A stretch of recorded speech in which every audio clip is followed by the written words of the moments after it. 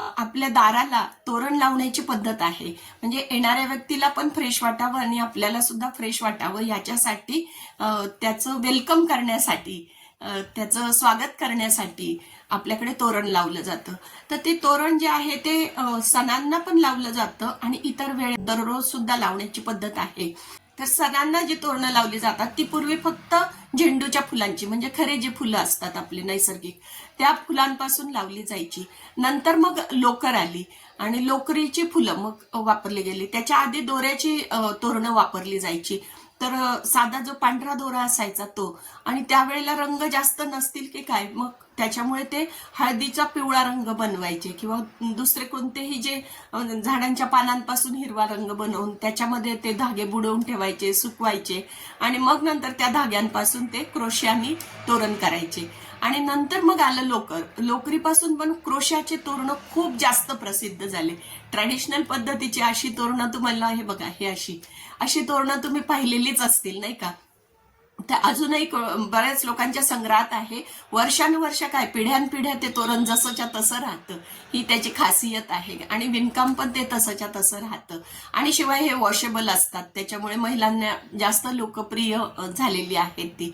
आणि नंतरचं मग आहे की ह्याच फुलांसारखी दिसणारी झेंडूची फुलं, तर तशी लोकरीपासून बनवली गेली. आणि मग जसं की हे बघा, हे जे आहेत, तर बघा ह्या अशासारख्या माळा लावायच्या किंवा किंवा ह्या आहेत बघा अशा, है ना.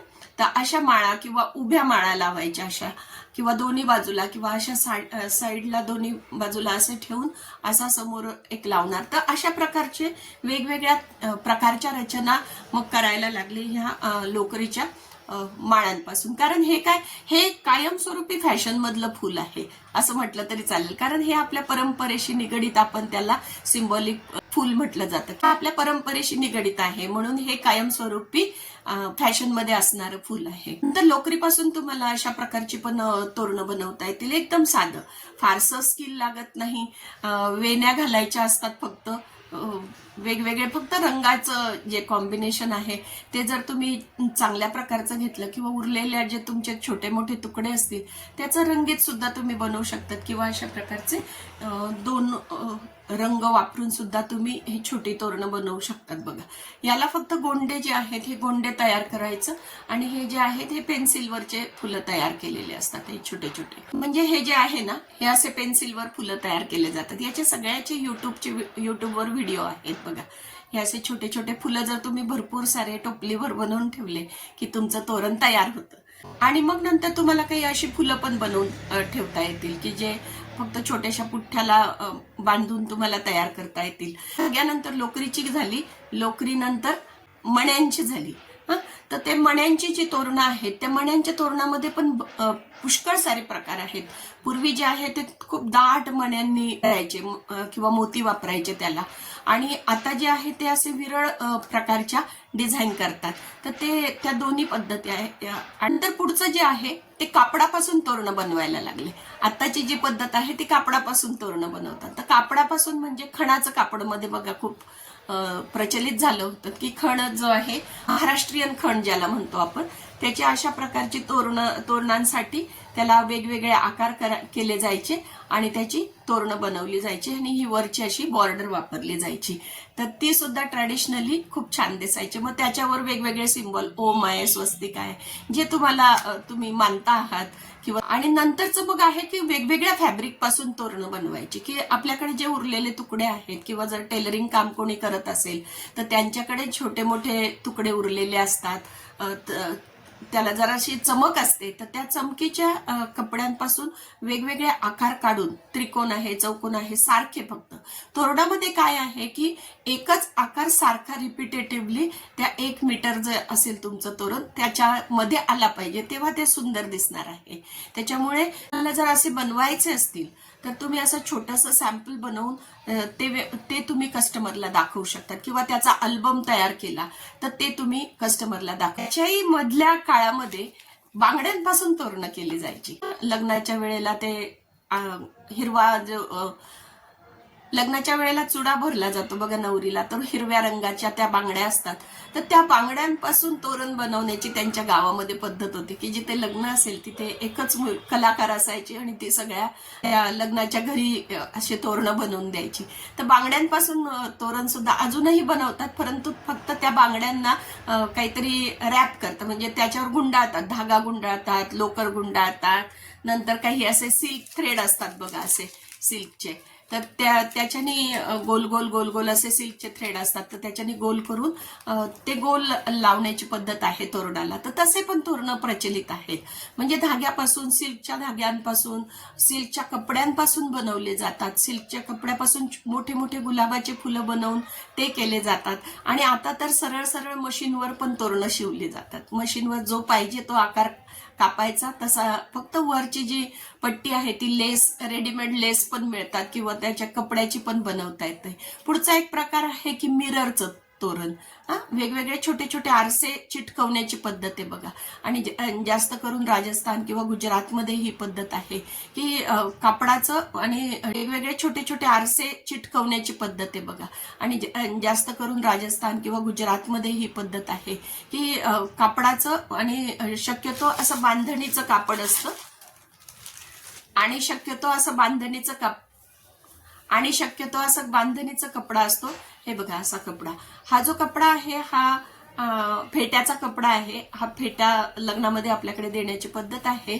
तर ती पुठ्ठ्याला तुम्ही वेगवेगळे आकार करून हे चिटकवू शकतात, किंवा तुम्हाला जर वॉशेबल पाहिजे असेल तर हे कापडाचा कॅनव्हास तुम्ही वापरू शकतात त्याला. तर तसं आजूबाजूला गोटा लेस म्हणतात त्याला, ती गोटा लेस चमकते, ती चमकणारी लेस तुम्ही त्याला लावली की ते सुरेख दिसतं आणि त्याच्यापासून तोरणं बनवली जातात. अशी फॅब्रिकची तोरणं पण खूप जास्त प्रचलित आहेत. हे पुढचं एक तोरण आहे की ज्याच्यामध्ये कवड्या वापरल्या जातात बघा.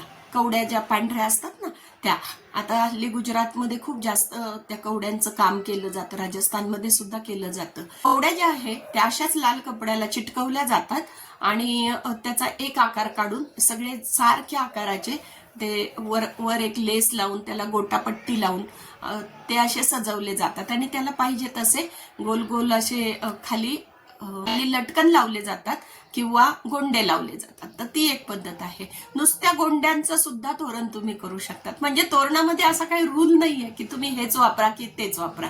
हल्ली रेडीमेड पण गोष्टी येत आहेत की जास्त कमळाची फुलं आहेत, ती कमळाची फुलं त्या तोरणाला लावली जातात, म्हणजे आर्टिफिशियल, तर ते पण लावलं जातं. म्हणून खूप जास्त क्रोशावर आपण काम करतो ना, तर त्याची किंमत पण तेवढी यायला पाहिजे. तेवढी लोक येत नाही, कारण त्यांच्याकडे आता ऑप्शन खूप झालेले आहेत. त्या आपल्याला कॉम्पिटिशन खूप जास्त झालेली आहे. त्याच्यामुळे कपड्याचा काही भाग तयार करून त्याला क्रोशाची लेस लावली तर ती तुम्हाला एक नवीन तोरण म्हणून तुम्ही विकू शकतात. असं इनोव्हेटिव्ह, कारण लोकांना हल्ली कॉम्बिनेशन असं काहीतरी आवडत असतं, की फ्युजन म्हणा, असं दोन्ही एकत्र करून आवडत असतं. तर त्याच्यामुळे क्रोशा आणि मोती किंवा कपडा, क्रोशा आणि गोंडे अशासारखे कॉम्बिनेशन एकत्र करून तुम्हाला ते तोरणं बनवले तर खूप चांगली त्याची विक्री होते. तर असं धाग्याचे, लोकरीचे, मण्यांचे, नंतर वेगवेगळ्या मोत्यांचे, वेगवेगळ्या खडे असतात असे चमकणारे त्याचे, नंतर तुम्हाला मिररचे पण बनवू शकतात तुम्ही. छोटे छोटे आरसे तुकडे असतात त्याचे ते, नंतर खूप सारे असे वेगवेगळे ऑप्शन आहे. कपड्यात पण कितीतरी ऑप्शन आहे. खणांचे तोरण बनवले जातात. हे सगळे तोरण तुम्ही एकदा सगळे सर्च करा आणि जे मटेरियल तुमच्याकडे आहे त्याच्यापासून बनवण्याचा प्रयत्न करा. दोन प्रकार आहेत तोरणाचे. एक तर सारख्या रंगाचे तयार केले जातात, म्हणजे एकाच रंगाच्या शेड तयार केल्या जातात, आणि दुसरा जो प्रकार आहे तो रंगीत सगळे जे तोरणाला लावलेले जे लटकन म्हणतो आपण ते सगळे रंग वापरून केले जातात, म्हणजे रंगीत तोरण केले जातात. काही वेळेला मोत्यासारखे दिसणारे सुद्धा तोरण खूप जास्त लोकांना आवडतात. त्याच्यामुळे मोती हा कॉन्सेप्ट घेऊन त्याच्यामध्ये कॉम्बिनेशन केले जातात. तर ते सुद्धा हल्ली खूप प्रचलित आहे. तर अशी वेगवेगळे प्रकारची तोरणं तुम्हाला बनवता येतील.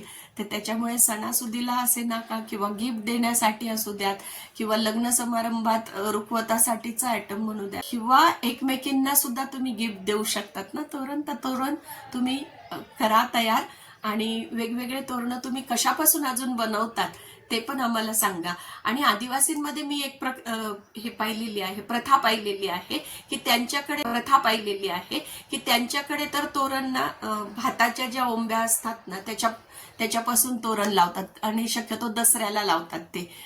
भाताच्या म्हणजे तांदळाच्या, तिकडे भात म्हणतात ना कोकणामध्ये, तर तो शब्द आला माझ्या. तर ते भाताच्या ओंब्या अशा लावल्या जातात. आता आमच्या इकडे एकीने तर बांबूचे तोरण केले, बांबूच्या चटाया विणून बांबूचे तोरण त्यांनी केले.